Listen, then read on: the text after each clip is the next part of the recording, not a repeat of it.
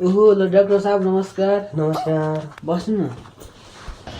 अनि डाक्टर साहब डाक्टरको त सेतो कोट हुन्छ, तपाईँ त पुरै रातो लाराम भएको छ त। म जेन्जी हो। हेर्नु न बिरामी चाहिँ हो के भएको रहेछ? बिरामी उहाँ नै हो। हजुर उठाउनु उठ्न सक्नुहुन्छ? उठ्नु सक्दैन बिस्तारै बिस्तारै। उहाँलाई के भएको रहेछ हेर्नु त। बिरामी सन्चै हुनुहुन्छ? ए डाक्टर साहब के कुरा गर्नुहुन्छ यार? बिरामी सन्चो भएको तपाईँले कसरी यहाँ बोलाउँछ यार? जाँच्नु न अनि थाहा हुन्छ यार। उहाँको के बिरामी हो उहाँ? अब उहाँ तपाईँले जाँचेपछि थाहा हुन्छ नि डाक्टर साहब के बिरामी भनेर।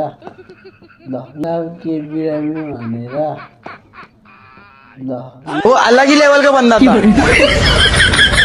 यहाँ माथि यहाँ जान्छ नि डाक्टर साहब, तपाईँ त यहाँ माथि जानुहुन्छ। म जेन्जी हो। अबे साले। ल यो हेर्नु न त के भएको रहेछ बिरामीलाई, जाँच्दै हुनुहुन्छ।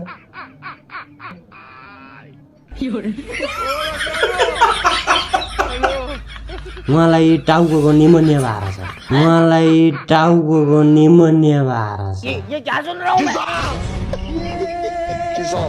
टाउको निमोनिया हुन्छ र डाक्टर साहब? हो टाउको निमोनिया भएर छ। हेर्नु न यहाँ रिपोर्ट। एकदमै गाह्रो, यो त बडो जटिल गम्भीर अवस्थाको रहेछ। अनि के गर्दा चाहिँ निको होला भनिदिनु त।